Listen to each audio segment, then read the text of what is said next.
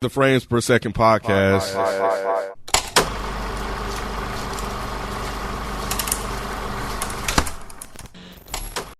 What's going on? It's your boy Nick. You're now tuned in to the Frames Per Second podcast. I'm here joined by Mike Seatown. Yo. And Spike Lou of the On Deck TV podcast and Another Week in the Books. How you doing? What up, though? I'm good.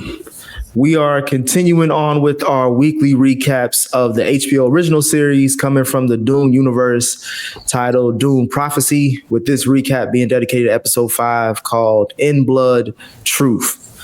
So we're going to have Rod and Ken share their thoughts as they join us shortly. But for right now, Mike, I'll start with you. Overall thoughts on this episode? Overall thoughts, it was good. I'm a little annoyed about a couple things that they really need to move the ball on, considering there's one episode left. But no, man, it's good. It's steady. What about you, Lou? Because we didn't get you on the last episode either. So, like, between 4 and 5, what was how's it been progressing for you? I like this show. I'm not mad at this show at all. Only thing that I'm irritated about is I'm having a hard time following, just because I feel like the shit going on that I'm not. They're explaining it kinda, but then they're explaining it like, nigga, you should have read the books. Mm-hmm. So that's kind of annoying to me, as to where, like, to compare it to something like Game of Thrones, like, yeah, there's lore that you could go find out, but it doesn't take away from the story. But this, I think it takes away from the story a little bit, that they like they rely so heavily on that universe, and I don't think that universe is that popular. But I am enjoying it though. I look forward to watching it every week, but it's just, I have to look at recap videos like, bro, what are they talking about? We got Modest Media joining us. What's going on, Rod? What's up, man?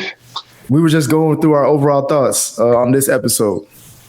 Nah, I feel you. Nah, I feel what you're saying, Spike. It can be like that, which is, and you would think it wouldn't feel like that because they do so much world building. It's just like, how much world building can you do? Like, you know what I'm saying? Like, yo, like, you need to give us some more stuff. Can y'all hear me okay? I just want to make sure I ain't never I get it. So I feel you on that. So it is getting a little annoying that you basically took the whole series to build this world, and we still like can get confused if you're not paying attention. Mm-hmm. Like, you really can, like, you know, trying to keep up with all these different characters, and I think that's the part too, like character development, right? So you're trying to develop all of these different characters, these worlds, these rules, these things, and yeah, that can get kind of confusing. But as far as my overall thoughts, yeah, I still like the show, but I think I came at the tail end of what Mike was saying is like, it is getting a little concerning. Like, I need some more stuff to happen. And I think I said that last episode, that I wanted some more stuff to happen. I was afraid that it still was going to be kind of going slow. And this is really, really slow. But that's how the movie was, though. The first movie was like that. It was, and to y'all point, like, I feel like we all somewhat saying the same thing. The show ain't bad. I ain't gonna say I like it. It's not bad. It's very interesting, because there's characters that I do like, but for us to have like hour-long episodes and for us to be like, all right, we still got to get you, like, come on, my nigga, like, this the penultimate episode of the season, and there was only like really one big aspect of this, like this. Well, there's probably like 2 things that happened in this episode where I'm like, okay, that was actually great. The rest of this shit is like, it's still talking. But it wasn't a bad episode.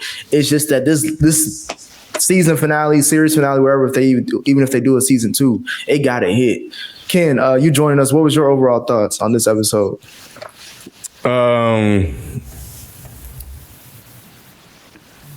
It felt like we're leading to a very incomplete conclusion.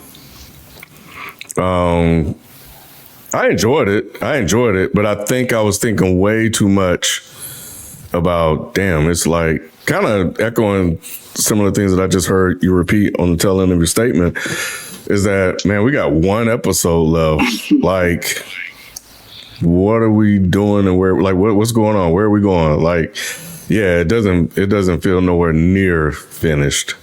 So while I enjoyed it from a episodic standpoint, I just think overall, as its contribution to the story and leading to what I would have hoped would have been a meaningful conclusion to this short story, what I thought it was when it started, I don't know if we're going to get that.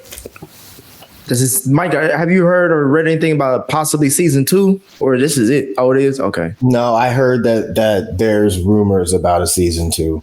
Nothing's confirmed. But yeah, there are rumors. But the other rumors also say that the people that wrote this only wrote it for one season. So that's crazy. they said, "Fuck it." That is crazy. I don't think it's that crazy, you guys. I mean, It's not crazy. It's crazy. huh? Well, for this brand, you're right. But I think from a watcher standpoint, it's like, it doesn't guide us anywhere because the movies are 20,000 years after this. So now we got this big ass gap with this short story. And if I want to learn anything from now until the movie, I got to go read a book. Well, then read a book, nigga. Read it. Fuck read, nigga. I'm out here smoking weed, running red lights. Hey, yo, that's what Spike Lee's worst fear, boy. Tell him to read that read a book to catch up.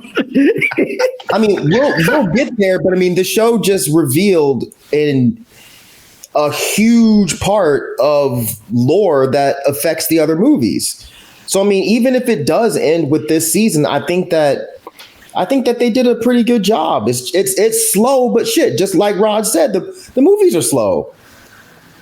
So I mean, I don't really know what people are expecting out of this. I mean, I don't know if people were expecting a bunch of fucking action and people backflipping and John Wick or some shit. This is Dune. This is what Dune does. Dune is slow as fuck. So people complaining about Dune being slow, y'all motherfuckers slow, bro. All right, let's get to it. We start off this episode with Emperor. It's boring though, Nick. Just so I'm clear, I do agree with y'all. It is fucking boring. Just so I'm clear, I'm not separating myself from y'all at all. This shit is boring. I don't know if it's boring is the right word. It's just Shit. it's something. It's weird, Mike. It's like between interesting and boring. I don't know what that is in the middle. Yes, that's exactly right. It's boring as shit, but there's still something that keeps you there. But it's fucking boring. Because it's good storytelling. Like I said, it's just really good storytelling. It's just taking a long time to get to the story. Right. So you're anxious. Rod, to me, it's like if a bad bitch was trying to teach me trigonometry. It's like you are very interesting, but I wish we could talk about it. I wish we could talk about anything else. You are a great catch. You are a fantastic woman. But God damn, you boring.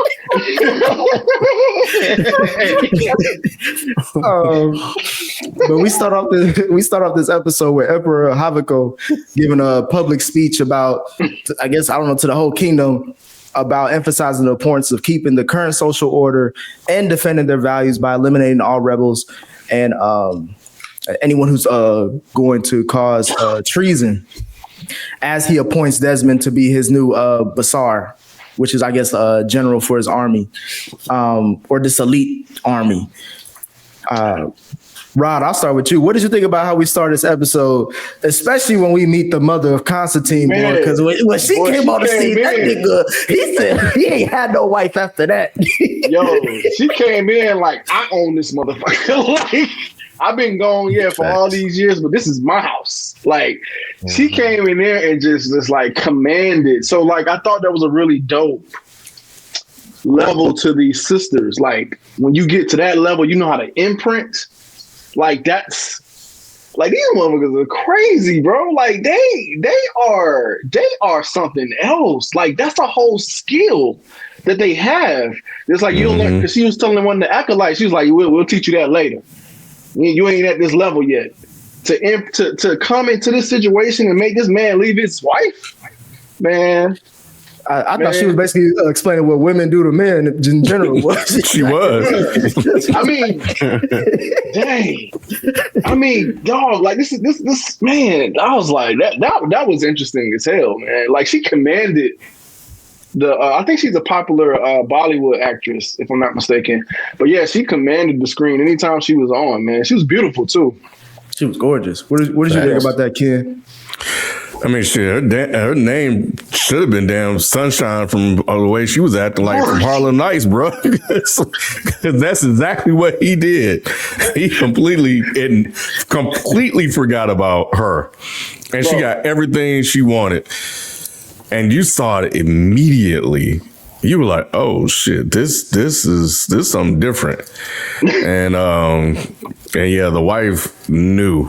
So I like this though. It was a little like surprise that was unexpected for another woman to pop up with all the shit that's been going on between the emperor and his wife. And now I think I kind of understand why he won't really give a fuck about his wife like that. Because, you know, he got this other one that he was married to or whatever she's done to him. So it makes a little bit more sense. So it was a nice little twist to the whole story. Mike, should I be under the impression that Francesca was sent to him just as someone to have a child with, so they can the sisterhood can kind of continue the order? Or did she care about him before she joined the order and it was just something that kind of happened? You know what I mean? I got the impression that this was the early beginnings of their plan with, you know, planting people within popular houses. So I figured that they were going to reveal that at some point, because I don't know if they factually said it or not, but it didn't seem like those were her children, like the wife, because they don't look like they're clearly people of color, and neither one of them are. So I wasn't sure if this was just weird ass casting or if they were going to reveal at some point that these are not her children. So I'm glad it was the latter. But yeah, I did like how she walked on and she immediately commanded the attention of everybody there. And the current wife was fucking pissed because she knew she was fucked. If this woman wanted whatever, what's his name, the king or emperor or whatever, if she wanted the emperor to just leave everything, he'd have done it. In a heartbeat. Mm-hmm. So, isn't his daughter white? Whose daughter is her? I think the daughter is hers. I think the daughter is her blood daughter. I think it's just weird casting. I think it's just weird casting. Right. Well, the son isn't hers. The right. I stand corrected. The son looks like a person of color. The daughter kind of sort of just looks like she's been in the sun. Yeah. Yeah. That's why he can't become emperor. That's why he couldn't become emperor, because he's not right. Right. They're supposed to be. Yeah, I said kids. I meant him, the son. Oh, okay. She just looks like a Kardashian or something, you know. Yeah, true. Lou, what did you think about speaking of the daughter, Yanez, still complaining and throwing tantrums at the damn ceremony with how things are being run, especially with her brother falling in line with this stuff. Could you blame her brother for not aligning with her, or do you understand his reasoning for like wanting to be with his dad and on his side? I understand his reasoning, because I'm assuming that he probably think that should be his spot, and being that my mom and dad, I'm not in line for it to be my spot, and she got it. So any favor that I can pull with the emperor, then I'm gonna pull it. I ain't side with you, even though you may become in power one day. He probably still feel like, if I make a good enough impression now, I can be sitting on the throne over her. So I still feel like there's some I can overthrow her type stuff, which is why he's not siding with her. Did you get that from their interaction, Mike? As far as when she confronted him on it?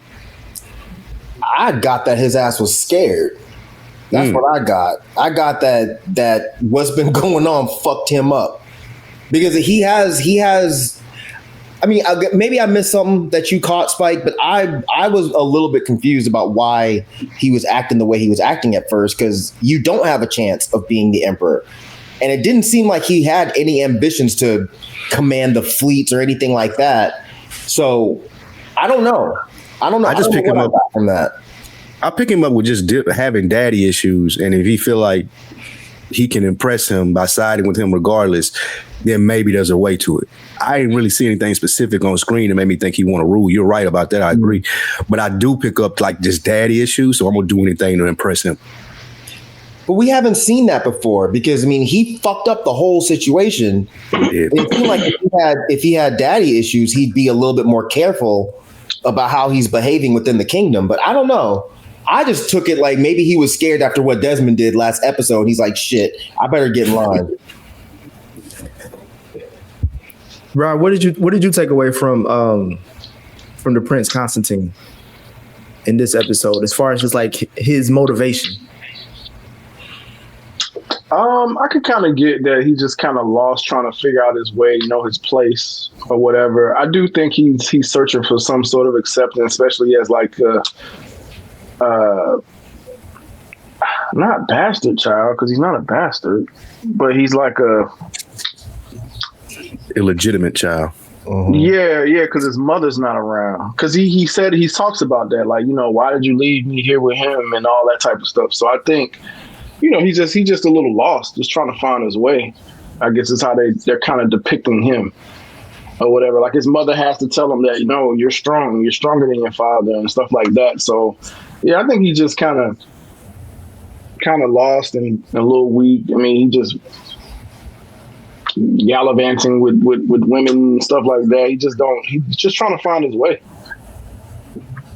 Yeah, Ken, we could kind of touch on that conversation more that you brought up, Rod, as far as when he was getting drunk in the training room and he was talking to his mama and asking her, like, why did you have me? What is my true purpose? Right. And I feel like we kind of know, like to Mike's point, like we kind of know like this is all based off of some other person's big scheme. But she couldn't really reveal that to him. She just had to kind of tell him anything he wanted to get him through the day. How did you see that play out with him as far as in this episode? Well, it worked out to his advantage later on. Similar to what Rob was saying, like he doesn't know why he's there. Like, what's his purpose in life? And he's seeking answers, and she was the one person that could hopefully give him some insight into that, because she left him. And, being left and abandoned by any parent is tough. But, when your mom, like the person that you were with before anybody else, leaves you, I would imagine that that's even more difficult. And you're kind of out of place. You walking around, you brown, everybody else white and shit, so you don't fit in, you don't match. So, I would imagine that was something he had to kind of deal with as well. Well, before we dive more into that side story, we head back to the sisterhood and see another acolyte acting up, Sister Jen, asking questions about what's really going on with these dreams and nightmares. Lou, what did you think about Tola? I think that's her name, Tola, showing Jen the secret underground lair that she was keeping Lila in? I didn't understand why, but I think right at that moment I didn't understand why. But then they revealed it a little bit later about the disease and all of that stuff. So, but right then I was just like, why is she picking her to help him? She's the most skeptical one. She wanted Lila to go tell. So it just didn't make sense at that point. But then again, they explained it later, so I got it. Yeah, it was her friend. Like, so if anybody can get through to her, it would have been her. It would be her. Yeah. Yeah, to calm her down. That's why she immediately like kind of calmed down when she came around or whatnot. So yeah, and also she also couldn't. She didn't have those dreams and stuff like everybody else. That was something special about her. Yeah. They said she's immune to it or something like that. Something like that, yeah. She picked up on it. I think that was the main reason, it seemed like. Yeah. I think both reasons are true. Like, it just so happens that she was her friend, and then definitely that reason of her not having those dreams and stuff. She's not compromised. Mike, do you feel like they showing any and everybody the damn secret room downstairs? I feel like every episode they bringing somebody else down there to the point where it's like I was like Lou, where I was like, she gonna snitch, like she gonna fuck some shit up, because she don't really seem all the way bought into the sisterhood stuff.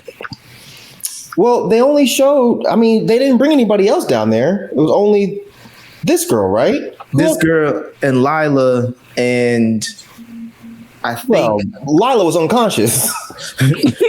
Lila count for 3 people. Yeah,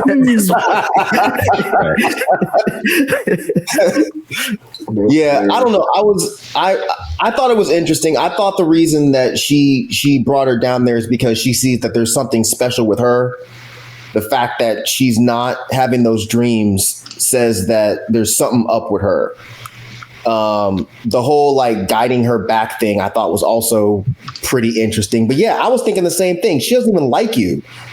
So why would you bring her down there? She's going to tell.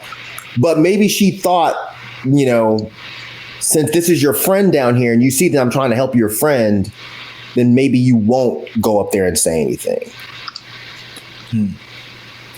Ken, did you think that she was down to help her friend after when she opened the door, her friend was screaming and shit? Scared the shit out. I had to rewind that back. She better than me, because I don't know if I would have went in there. But yeah, I mean, she's legit concerned. I think they're like besties or whatever. So, but you know, she definitely had to pause and think twice about it before she took her ass in there, because she didn't know what was going on in that room and in that all those tunnels or caves or whatever it is. So then you see somebody that's supposed to be dead screaming at you from it was a little cubby hole, man. Hell nah. But she cares about her friends, so she went and helped out. And she still technically hasn't revealed the computer technology in there, right? Nah, not yet. Which I'm shocked by, because I would think that it would. We're gonna get to it, like how someone else found out about some shit in a goofy way. I was thinking that that's what I was waiting on this episode for Jen to kind of stumble onto some shit, some AI, or like say a trigger word for the AI to cut off. Yeah, because she's just right. Oh, I'm sorry. No, go ahead, Rod. I was gonna say, because right now she's just in a cave. Like, you know what I'm saying? Like, the only secret is that she's done something to her. Because like that's what she was saying. Like, what did you do to her? Da, da, da, da. So she doesn't even know what she actually did to her yet. All she knows is that, you know, she just so happened that didn't die, and now she's kind of possessed with these different sisters or whatever you want to call them. Yeah, I was just gonna say, kind of what Rod is saying. Like, yeah, she's just down there in a little safe space. Mm-hmm. That's not that big of a deal. But her having that big ass AI system, now if she sees that, she should definitely go tell. Yeah, right. Because they just got out of a war with this shit. Right. So that's a completely different story. So I think she's gonna be a little bit more careful about protecting that secret than she would be with revealing that Lila's alive. Moving on a little bit, we go see that Harold Harkonnen has come to apologize to Desmond for trying to put him and the Emperor on trial. And we also get to see that this wasn't just by accident. It wasn't him just being a punk. It was actually another big scheme, a chess move by Valia in the behind the scenes. Mike, what did you think about this chess move that Valia did to lure Desmond into a trap? It was a good ass chess move, because the whole time I was like, you are a whole fucking hoe, bro. You're in here fucking, you in here apologizing.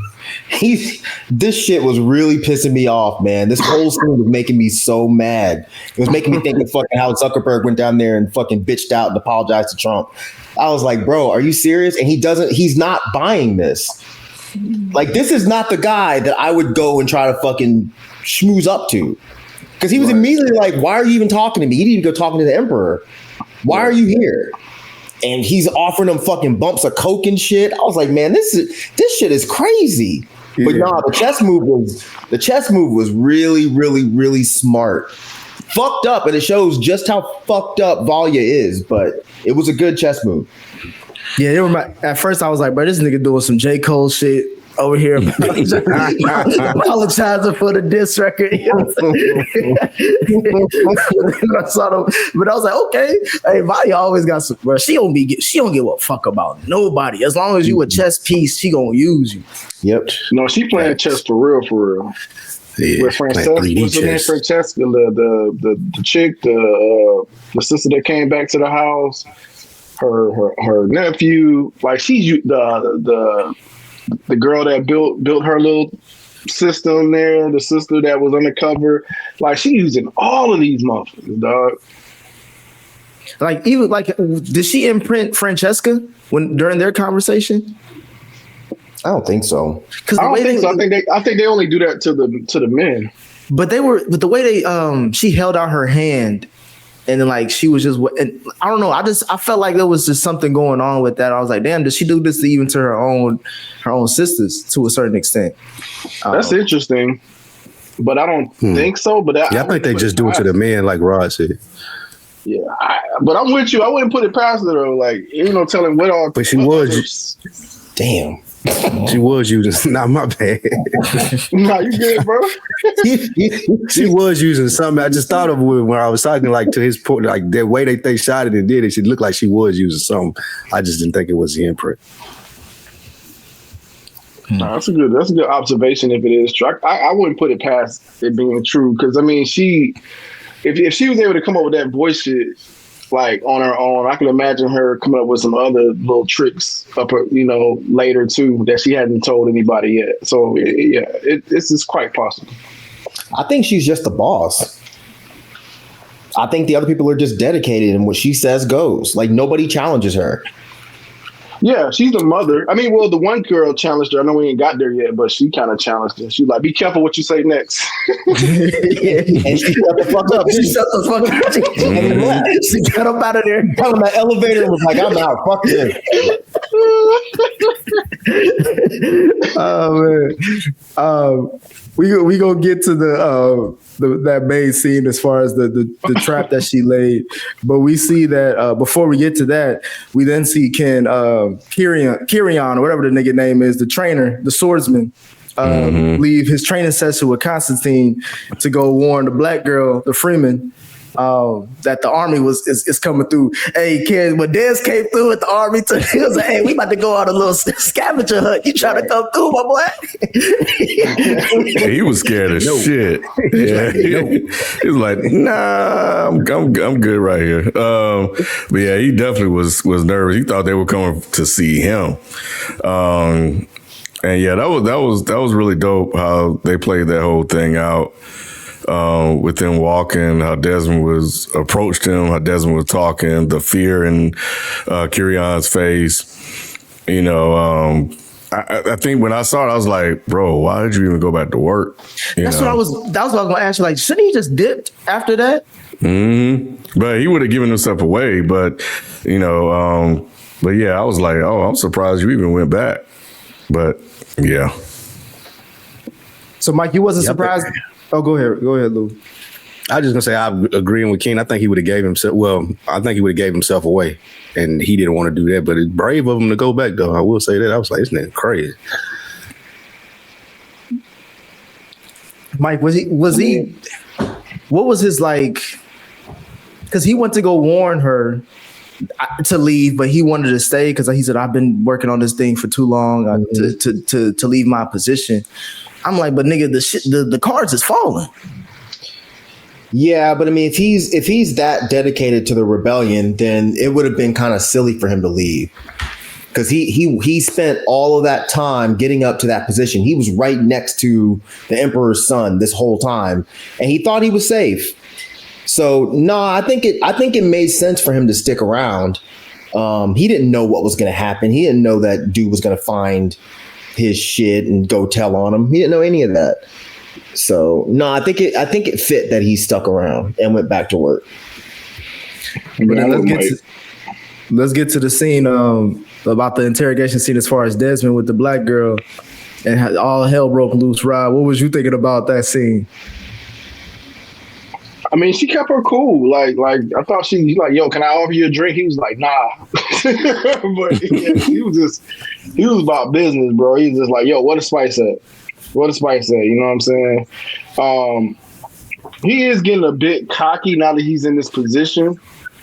I will say that because he came in like, yo, yeah, I talked to the smuggler. Well, it's not really talk. He was screaming or whatever. So I thought that was interesting that he's just kind of getting beside himself a little bit, where we ultimately see it where it lands him. But no, yeah, I thought it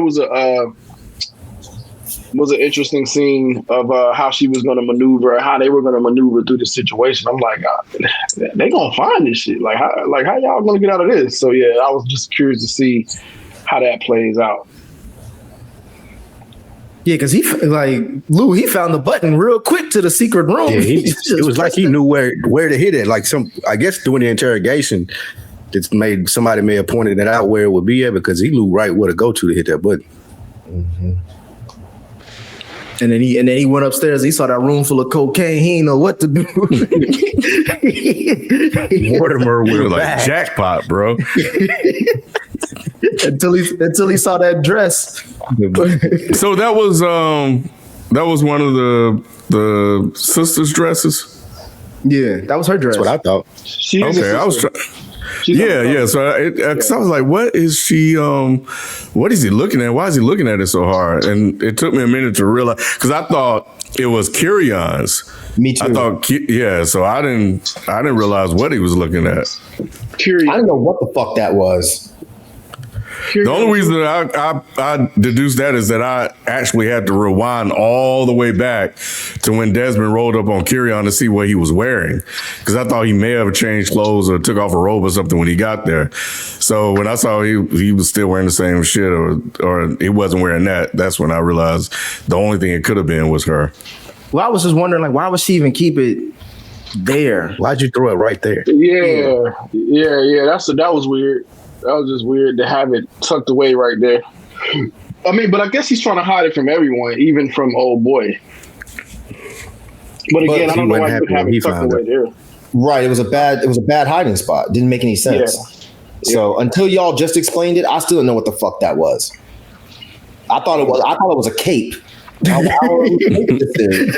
was thinking it was Kyrion's too, so I thought that was him figuring out that Kyrion is part of the rebellion. I didn't realize it was one of the sisters' dresses. Yeah, when I saw the all black thing, I was like, oh, he just found out that she's a part of the sister. He got upset quick, like he was ready to do some shit. And then it was too late. He was setting off the bombs, ready to dip. I was just this is probably obviously the most action part of this episode. Kyrion was getting busy though. He was cutting, he was dicing and cutting up all these motherfuckers. But I didn't realize how thoroughbred that force shield is. I need them to explain that. I'm confused, Mike, because I swear, it never said you could survive an atomic bomb. Full face. I don't understand. I really don't understand. This is the one time I need to go check out Reddit and see if they explain it. Because I was like, I've never known that those force fields could protect you from an entire explosion. Does he have a special force field? Like, what the fuck is going on? That's what I was thinking too. Did he have a special one or something? Yeah. Yeah. Because it didn't even turn red. Something fell on top of him. Yeah, it didn't even turn red when the stuff was like contacting. It was still blue. Right. It was still blue, and he came out completely unscathed. He was a little bit dirty. That was it. His hair was a little bit fucked up. He was dirty before he got in the room. He's always dirty as fuck. He looks like he stinks. He definitely stinks. He smells like a wet dog for real. Yeah. But I thought it was cool that she did the little, the knife thing that the sisters do, whatever. And it was revealed that she was a sister or whatever. That came out of that scene too. So with that, were you surprised that he didn't kill her, Kyrion?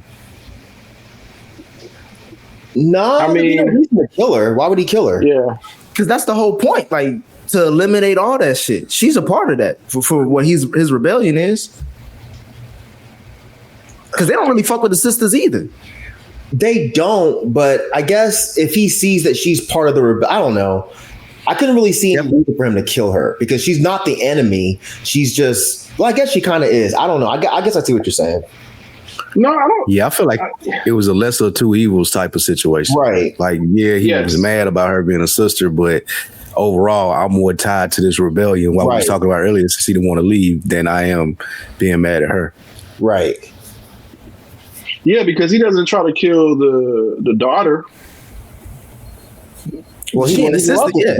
Yeah, she ain't a sister yet, technically either. But she's trying to be, so I don't know. But he flat out said in this episode, he was like, I'm committed to the rebellion, but I'm also in love with you. So she's kind of off limits. I get that, but I guess I just didn't really get why he was so angry about her being a sister. And she could have easily played the shit off and just been like, I took this shit from a sister when I killed her. She was like not very slick with him. Because I didn't get it at first. I was like, okay, she got a knife, so what? But then I didn't either. How mad he was, I was like, oh, she's a sister, and that's why he's so pissed off. But then I was still like, you're being a little extra right now. Mm-hmm. You lied to me. So what, motherfucker? It took her got bigger problems. Mike, it took her so long to squeeze that tear out of her eye. It was a tear? I didn't even see the tear. Yeah, it was a tear. Yeah, what you crying for? I don't know. Her crib gone. She lost her crib, her business, all that shit in one night. Oh wait, wait. When did she cry? Was she crying talking to Valia? After Kyrian threatened her. Stormed off. Yeah, she cried? I missed it. I didn't. I mean, she's so incredibly fine. I don't think I would have even noticed it. Anytime she's on screen, I'm just like, God, bro, them blue eyes. Blue eyes. Oh my God, she is beautiful. Nah, that's kind of the only thing that's making it weird. Like, I don't know. If you black, just have regular black people eyes. You don't want the super blue eyes. Nah, bro, I don't fuck with them green eye black folks. That shit is weird as fuck to me. Nah, I don't know. It screams drug addict. She got drug addict eyes. But nah, she's so incredibly fine. I'm always just like, why is Kyrian fucking with the Emperor's daughter when like the baddest rebellion chick right here, and she know how to fight. She's down with doing like some good drugs. Like, what are you doing, bro? Like, your whole life is confusing. Speaking of confusing, we then jump back to Jen taking care of Lila, but this time she takes on the personality of one of her ancestors, Mother Raquel. Mike, what did you think about these scenes with Mother Raquel as she's discovering what's going on with the acolytes? I knew it was something. I knew it was going to come back as someone. I just wasn't sure if it was going to be Raquel or Dorethia. But the fact that it was Raquel, this shit, I don't know who this little girl is, but she is a fucking actor. She is a fucking actor because the subtle things that she was doing differently, like, you can immediately pick up on it. I was like, oh, that's definitely not. She didn't even have to say, I'm not Lila. You could tell by the way she was acting. And when she went up there in the little laboratory and was like, oh, you just gonna leave my shit all dirty like this? Like, no one's cleaning my shit. I was like, oh my God. I meant to go look her up and see what else she's been in, because that was a performance right there. But yeah, this shit right here was really, really interesting. They I was listening to the podcast for a couple of the first episode. They said she was 17 when she recorded the agony scene, bro. Wow. Yeah, and they were talking about how great she was, as an actor, how incredibly talented she is, So yeah, that whole thing was dope. Even when she was like, she asked when Tuya popped up.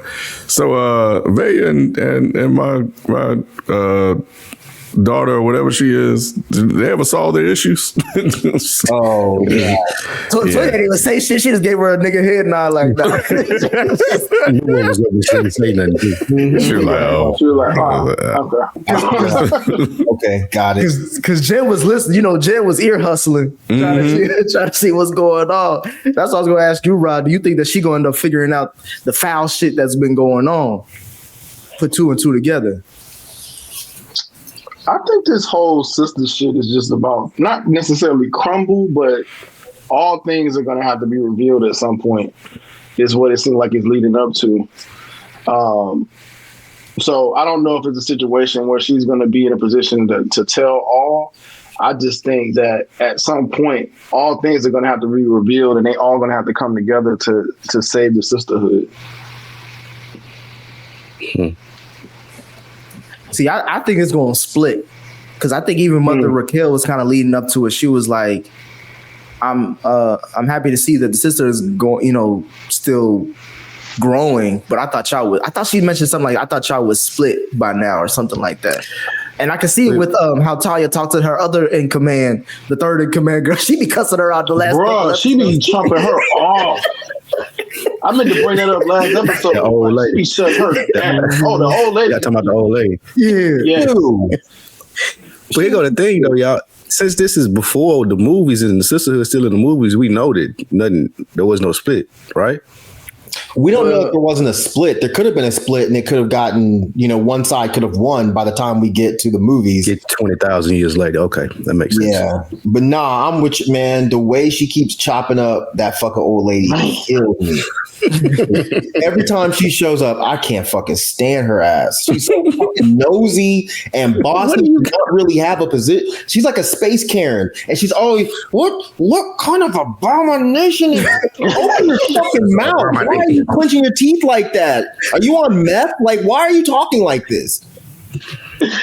Oh, they need to kill her ass. Hey, she be putting her in her place real quick though. She does. Like, real quick. Every time.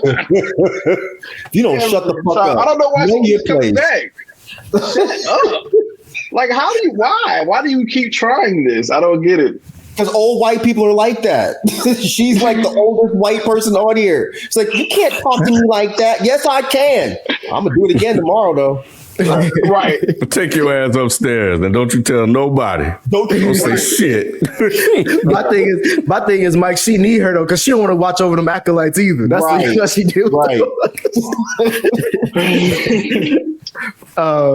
But Lou, what did you think about the discovery that Mother Raquel found out with the virus and shit? Do you think that's a part of Desmond's shit, or is that something completely different?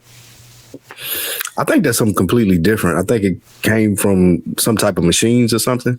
I watched a recap video too, to be clear. They said it was some type of virus that spread during the machine war or something like that, and it's resurfacing. So I didn't know before I watched that though, Nick, to be honest with you. I didn't know what the hell was going on with the virus and what they was talking about, but I think it came from the machine. So it got something to do with it. Well, they never really said. And, you know, even when I was watching, I was like, okay, so it's a virus. So is this virus the one that heated up Kasha? Is that what they're saying? That's what she said. She's saying it, yep. The virus that what? What did you say? What did the virus do? It infected her. Came from the war. The virus is Kasha's. Hold on. One of y'all got to talk. I know. I was just going to say for Kasha specifically, it affected her brain and her fear, whatever fear department in her brain. And that's what made her go crazy and burn alive like that. What about the boy? I'm not sure about the boy. I didn't see that. Mike? So the virus is what the machines were using to kill the humans during the war. So the virus is not something completely different from Desmond. It's what Desmond is using to kill people. And that's what they were saying, that they manipulated it. It was a different virus. Like when the machines use it, it attacked one part of the body, but now it's been changed to attack a different part of the body. What I think is happening is Desmond, when he does that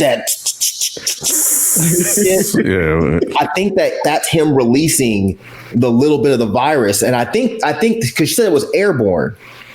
So the dope thing about it is it's probably infected everyone. It's just Desmond has a way of making it like burn people up.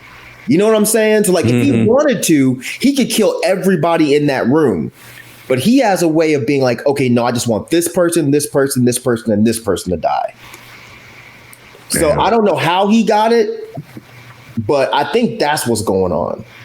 He got a worm. He got the worms. He got The worms are machines. Like this come from the machine. Oh, I thought you had some shit. No, I'm just saying because the worm. He said the worm ate him up. Yeah, he got swallowed. Ain't that what? That's what they said. What preacher say that kid? He got swallowed. Have you ever been swallowed? Oh, nasty as hell, man. It came out a different man. You get swallowed up by a big uncircumcised dick, you come out a different man too. I swear, bro, that's the creepiest. Anytime I see that motherfucker, it's creepy as shit, bro. It is creepy. What's your worst fear? One of them.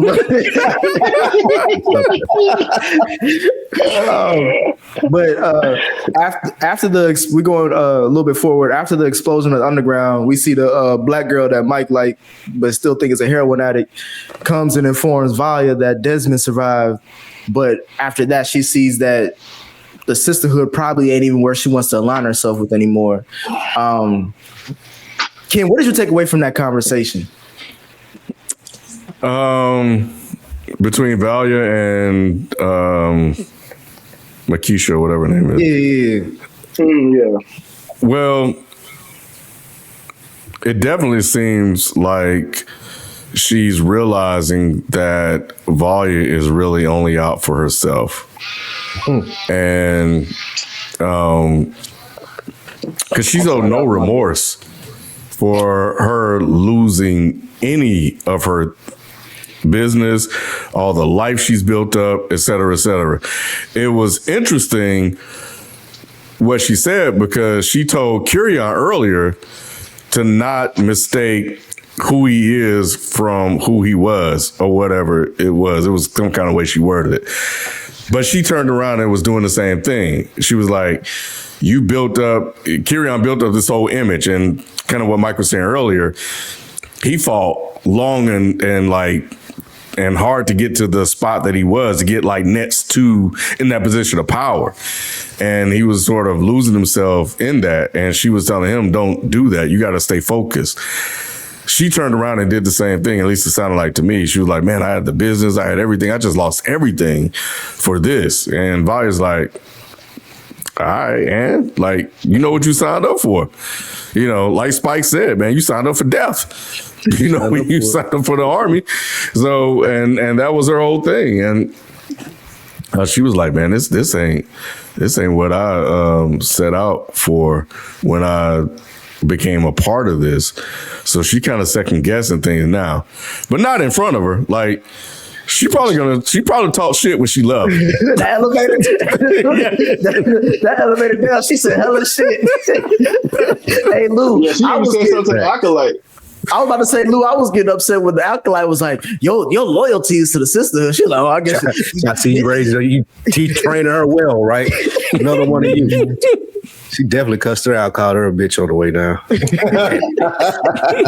that bitch. She ain't talk to me like that. Right. She is. I've been here waiting. You know how she Fuck you and your little minion. Right. Hey Mike, she gave her a martyr pass and told her to be on her way. She did. And you know what's so foul is I don't think she'd have been nearly as mad if Valia acted like she cared a little bit. Yeah, just a little bit. She was just like, you lost. She stone-faced her. So what? And that shit made me so uncomfortable, especially with like the little. She gave me coon vibes in this moment because it was like, how y'all stand and let this white woman talk to y'all like this, and you backing her up, and you know she's foul. Yep. That's funny. And when she said you trained her well, I was like, ooh, this is. Who wrote this? Who wrote this? Quentin Tarantino.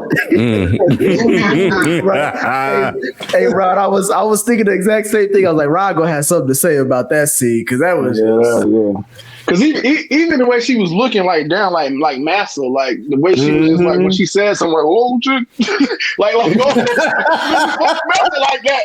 I can't.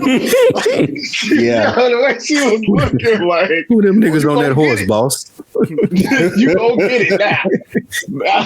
Master go get you now. That's how she was looking though. I was like, dang, man. But yeah, she was told like, all is not lost. You did it for the right cause.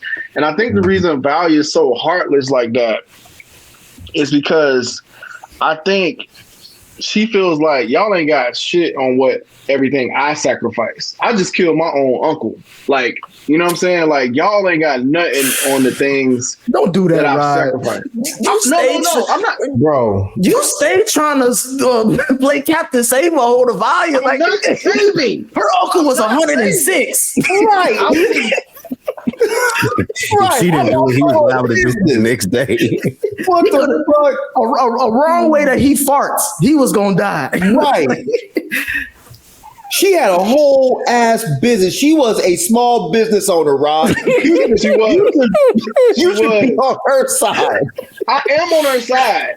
I'm just for the show's purpose. I'm saying like, while she's so I think she's so heartless and what's the other word I'm looking for? Empathetic. She's not empathetic because she's like, look, this ain't shit compared to what I've done. I'm old and I done a lot of shit. They keep putting a lot of emphasis on the things that they've done to get the sisterhood to where it is today. So your little business, your little small business, I don't care about all that. I don't care about all that. Like, that's for real, bro. So yeah, that's what I think. She's just evil, man. I don't know why y'all don't want to call a spade a spade. She is. It's not just the evil thing. She is evil. She is evil. If anything, Tuya could say that because she could be like, look, I had to kill the man I loved. I had to kill his entire family. What the fuck is Valia done? She killed that old ass man. So what? And she killed the old girl. Is that her daughter or she was just like she killed Dorothea? She killed Dorothea, but she didn't like her. Right? Yeah, she didn't even like her. It wasn't even just that she didn't like her. She said she wasn't for the cause. She was trying to shut the whole thing down. Right, so that's not a sacrifice. And she also wanted her spot too. She wanted a spot as well. With that, but they were going to share it. They were going to share it. Remember? She didn't want to share. Yeah, she wanted to share. Exactly. She didn't want to do the agony in front of everybody. That's how selfish she was. Look,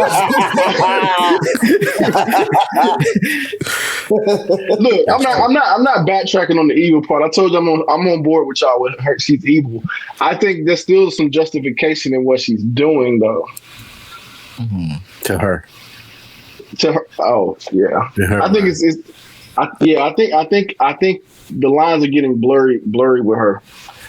Because she wants to hearken and to be like strong, but then you're trying to run the sisterhood thing for Raquel. It's like it's getting blurry. Well, we later see Constantine is going through the training weaponry and find out the secrets that Kirion was hiding in plain sight. This motherfucker basically had a note that says, here's the this shit was so stupid. Details in the training room, though. Like, what? You would think we in the future we got better hiding spots. Like, Lou, what Didn't he drop that in there when your boy ran up on him though? In the closet, yeah. Yeah, he dropped that in there. He dropped that in there when dude and them ran up on him with the soldiers and asked him, did he want to go on a scavenger hunt? And then it helped him find it. And then at least. I missed that. I thought he was just storing it there. No, dude dropped it in there. But my thing, Lou, is like he after that he cussed out Constantine, talking about something he ain't shit, he ain't serious about none of that. He should have done something else where he would have went back there and put the weapons up, or at least cover some. This motherfucker just stormed out trying to warn the black girl, not knowing she was a snitch too. It was just like you just And then again went back to work. Now this time was worse. Like, what the hell are you thinking, bro? Hey, kid, he thought he was showing up early to the job and everything. His key card wasn't working. He thought he was supposed to. What was it though? I couldn't tell what it was. What was it that they found? The map of the building. Oh, that was the map. Okay. Oh yeah, because he did the little. Never mind. Mm-hmm. And Constantine snitching ass. Well, shit, I would too. He cussed me out earlier today, talking about I ain't serious and shit. True. I'm gonna show you how serious I am. Hey, you been trying to fuck my sister this whole time, and fuck you. Damn, I didn't get why he told though. So what? Why do y'all think he told? I think. No. Remember, I think there was a conversation with the mom where she was like, "You need to do something to get his attention." Yep. Right. And now he's trying to impress him. Right. I forgot that was after he talked to his mom. Yep. That makes sense. But were y'all surprised that the Emperor didn't immediately kill him after Kyrian? No, he wants answers. And he wants to make an example out of him, is what he was saying. He always saying that shit. I mean, that's what kings did. Like back in the olden days, you know, if they found a traitor, they'd bring him out in front of everybody and hang him. But that's after he tortures him and gets all the answers he wants, because he knows that there is a rebellion, but he still doesn't really know who's in the rebellion. So it makes sense that he didn't kill him immediately. Right. Yeah, that's true. But he is always saying that shit. I'm like, I'm tired of hearing the same excuse. Exactly. Yeah, you got to make him. You got to try to make him an informant. I don't think he's doing that. Well, somebody that's going to give away like the information. Snitch, not informant, a snitch, because he would have to send him back in the field to be an informant. Right. I got you. Well, following that, Emperor Havako gives Constantine control over the fleet of warships as his reward for snitching. His mama was happy as hell, but boy, the sister and the stepmama at that dinner table, bro, this scene was so good. They was so good. Bro, they was hating from inside the club, Mike. Bro, that shit was so funny to me.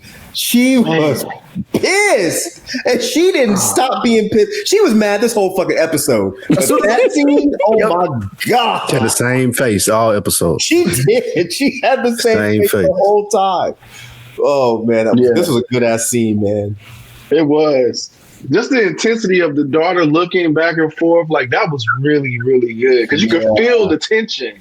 And Lou, I felt like they was ignoring them on purpose. Like they seen them looking at them. Like, y'all ain't even here. They was just talking to everybody else, drinking. We got our own little family over here, drinking that mimosas and shit, whatever the fuck they was drinking. And I even like the note of him like kind of looking at her every now and then, like he would kind of turn his eyes to his mom and stuff. Like Constantine. Well, not Constantine, but Havako. What's his name? Havako? Jafako? Yeah, Havako. He would look at the ex, like he would be, you know, every now and then when he's talking, he'll be looking like that. Like I thought that was a really good note they added there. Like he didn't even see the other wife. Even when she left. Right. He didn't even see her walk away. Nah. Hey, that's my baby. My baby back in town. I ain't even worried about you. No. That's right. But you know what's crazy, kid? Everybody else was looking at her though. He didn't give a damn. He wanted to take her down to that little I don't know what room they was in, but she was unbuttoned up. He tried the first time and she was like, nah, I ain't trying to drive a wedge, you know, in between you and your wife. She was playing hard to get, man. And it worked. What you say, Mike? Nothing. Hey, Lou. My thing is, I'm getting tired of this little sister. She getting on my nerves. She gonna go to the motherfucking chambers, the prison chambers, and try to do her little sister's sisterhood. Yeah, truth sayer shit. Like the nigga couldn't clearly be lying to this motherfucker. My thing was, how did she even know the shit worked? That's what I was just about to say. I think she thinks she's more powerful than she is. And so she thinks she going to use her little shit and know the truth. And really, how do we even know she been trained in that shit? She ain't even went to the school yet. I thought they showed her earlier, didn't they? No, I thought she was going to the school. She ain't been yet. I thought they showed her training in those things in one of the earlier episodes. Oh, maybe. I could be wrong, Spike. Yeah, but I still don't know if she even knew the shit worked or not. Like, we haven't seen her really use it in practice. So she may think he telling the truth. She may think the shit working and it's not. That's the issue. But I mean, we're to assume, of course, that it did. But yeah, I mean, at the dinner, man, I knew immediately the way she was mean mugging Constantine, looking at the mom, and the mom and her had a little conversation with the eyes, saying everything without saying a word. You know, listen to the dad get up and talk about, I want to tell you, congratulations to my favorite son in the whole wide world, man. He really went out and did this damn thing, which he's never talked about him glowingly like that before. She was just over it. So what's she gonna do? Go break out the damn prisoner. Yep. Just like a little spoiled brat that didn't get away. You think she's gonna break him out? Yeah. Yep. She does. Yeah. Yep. Like, why ask him those questions if you're not gonna help him? Huh. What did you think? What you think she's gonna do? I think she just see a Spike. I think she just wants to leave. I think she wants to go study with the Bene Gesserit. I thought she was just trying to get some information out of him. I didn't even think about her breaking him out. Nah, because I think one of her questions was like personal, like, did everything that you tell me was a lie? And he was like, nah, baby girl. You know what I'm saying? I really did fuck with you. You know what I'm saying? But I just want to do this other shit too. I thought that's why she was asking them stuff. I thought she really was like in love with him. I think so. Yeah. Okay. Okay. We'll see. It would be stupid for her to break him out because everybody's gonna know she did it. True. But that's the feeling that I got. I didn't even think about the fact that she wanted to know if it was all real. Yeah, of course, that was like her top 3 question. She damn near don't give a damn about her whole family now because of all the shit going on. She just wanted to see if the nigga really gonna hold her down because her brother ain't. Going back to the sisterhood, we see Talia get the DNA sample that Valia sent to her. And after doing some tests with the AI, we see that Desmond is part Harkonnen and Atreides.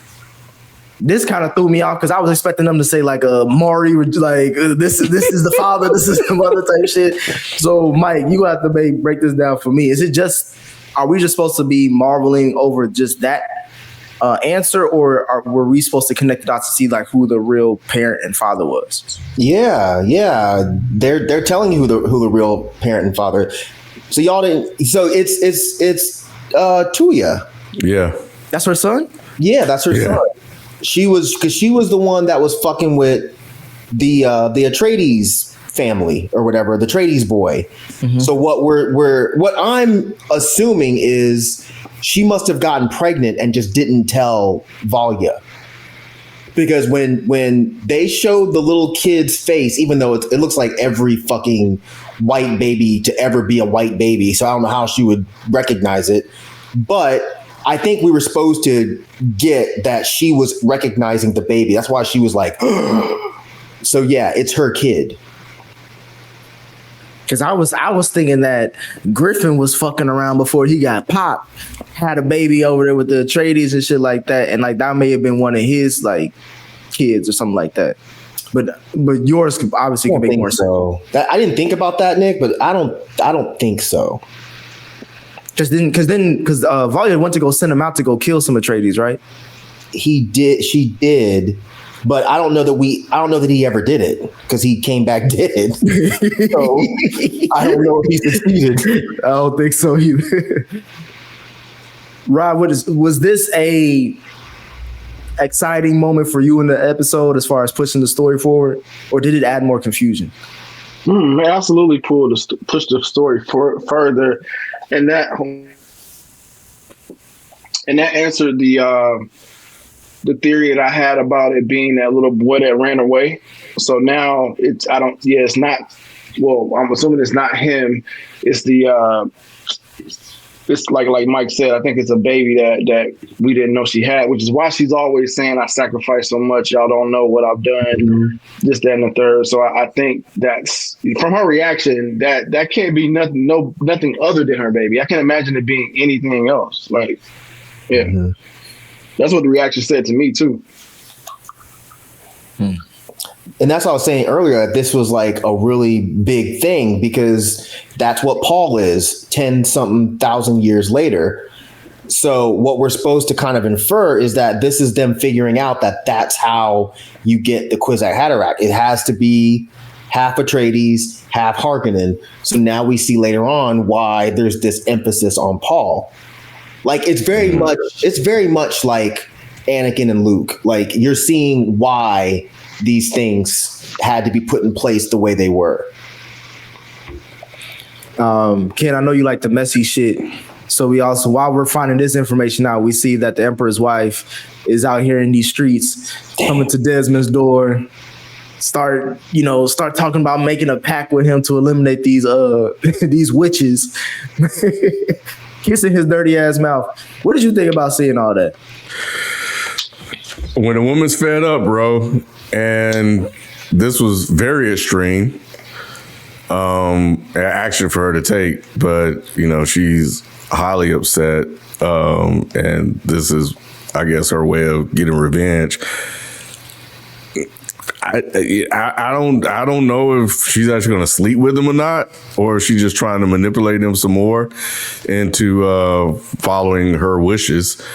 But and I hope she don't. I don't know if we need all that in the story. But yeah. As soon as she opened that door, I was like, oh man, there's no way she's gonna do that with Desmond, because I felt like it's a little unnecessary for her to push up on him like that. But nevertheless, that's what we got. I thought it was absolutely necessary. I mean, it's really immediate payback. Yeah. Yes. Like, I mean, he just left her in front of all these people for the most part. Like, he just like, we're not married anymore. So shoot, like she had her side piece ready to go. I liked it for her, actually. I don't like her character, but I liked it for her in this. It was immediate payback. And I was just like, dang, that's dope. You got a nigga waiting for you. Just waiting. Y'all been saying the only thing is power. So I'm with Rod. It makes complete sense that she would immediately, because like without Desmond, her husband ain't shit. Yeah, right. That's true. So why would she not go after him? And plus, I mean, shit, she heard like, look, a motherfucker can make people hot from the inside out with his mouth. She's like, I got to see inside out with his mouth, huh, Mike? Right. We got to see what this mouth do. Because what the fuck? I see what your mind does. What did your mouth do, bro? But he also burning, motherfucker. He also burning too, Mike. He's making other people burn. He's clean. He's making everybody else burn. Hey, I liked it. Huh? Nah, I liked it too, though. Like, real talk. I like that it had the immediate payback and an immediate move. It's just like chess. It's playing out just like chess. You make one move and then somebody else makes another move. That's a really powerful play. So I really like what they're doing with the show. That's why I said the writing is really great. That's why I think that's what keeps us hanging on, even though it's very slow pace. They're still seasoning this thing up, man. Like letting it marinate. Yeah, she's very much like Valia, like on the other end, because she's trying to be strategic. She's not quite as strategic as Valia, but they're like good opponents because they're both using people to get what they want. So I'm digging it. I did cringe a little bit because he just looks dirty and he doesn't look like he appreciated the kiss. Like I don't think he's there for that. Also, I mean, I hate to say like this, but white people be down like they kiss all types of nasty anyway. That just looked like it just looked nasty to me. I was just like, we can get on with this one. She was like, what did they do to you? What? Yeah, he kissed her like he was biting an apple. I was like, I don't think he's asexual. I don't think he's interested at all. the most intimate he been was that worm. That was Right. Ain't nothing taking place. That big ass worm swallowing him up.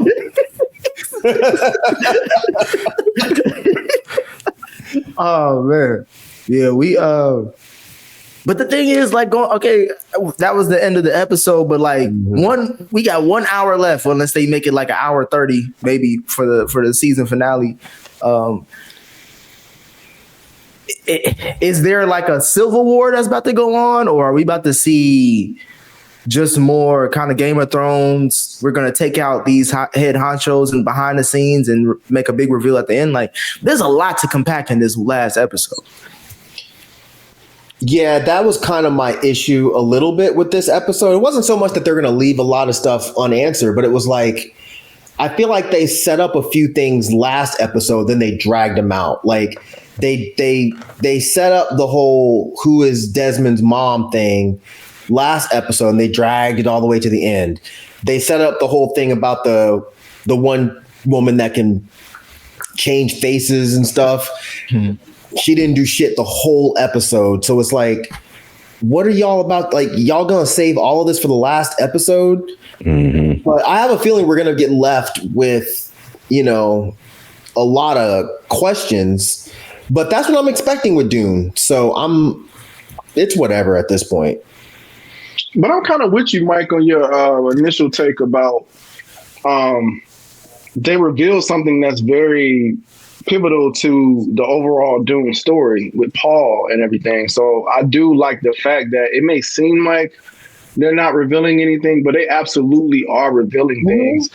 And I was saying that very early on when I started watching the show. It just, I guess because it's so slow, I didn't really catch how much they actually are revealing. So yeah, I kind of agree with that initial take of yours. I think it's fine. I think it's fine what they're doing. Mm-hmm. Yeah, I guess I'm looking forward to more so everything like you said, Rod, all the secrets have to be revealed. And it seems like we got a lot. So we got Desmond's birth parents, or at least his mother's still alive.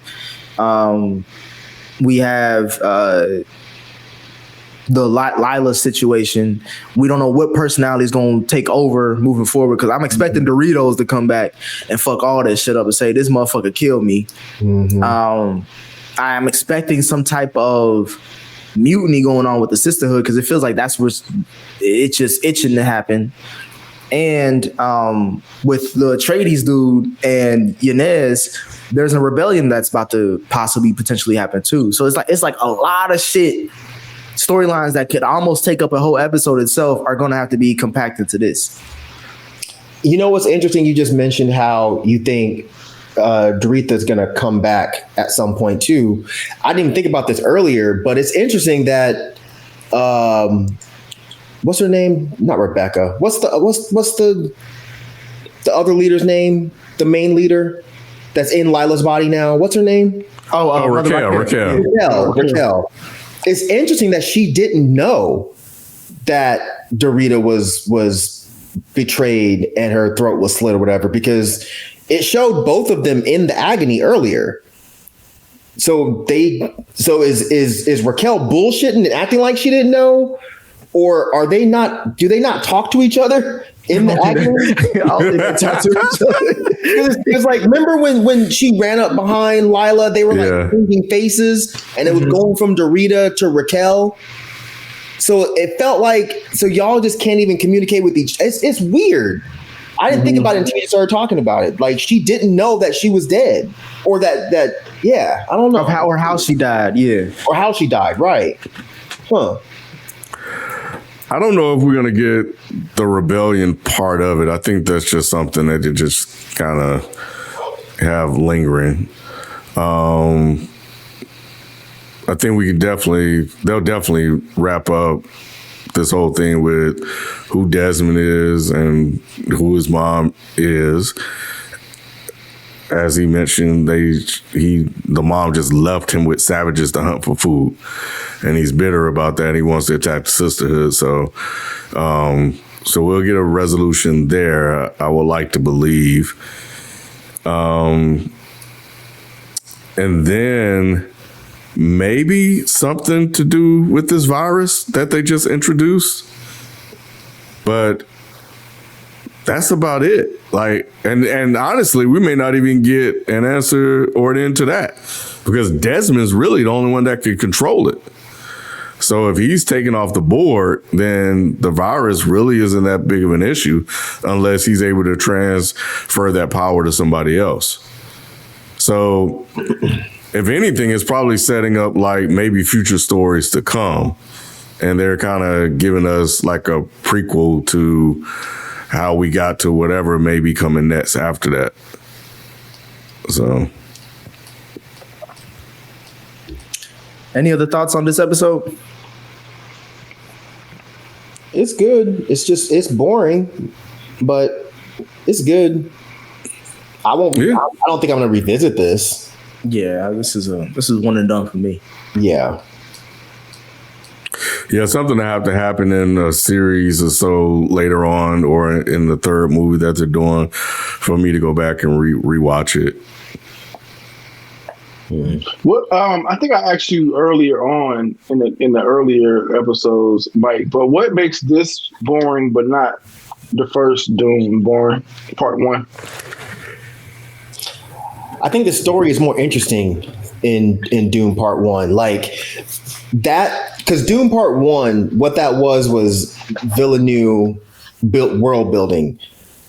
At this point, the world's built. Like, we don't need them. Like, by the time we're watching this show, we are immersed in the world. We know how the world works, so they don't need to world build. So I don't think they're world building with this show. I think they're just fucking telling a slow ass story. Like, when I watched the first Dune movie, I feel like, okay, I have to sit here because I need to know how do these things work? How do these people act? How does this person behave? I need to soak all this in. This show, just like, all right, like, I already know, like, and this shit is just slow. I feel like they're taking a long ass time to tell a pretty simple story. Yeah. Like they're using ways to fucking be. I feel that. All right. Well, those are our thoughts on this episode of Dune. Please let us know what you guys think. FPS Podcast is the Reddit thread. That's also our handle for IG and Twitter. And we'll catch you on the season finale. We out. Peace. Peace. The Frames Per Second podcast.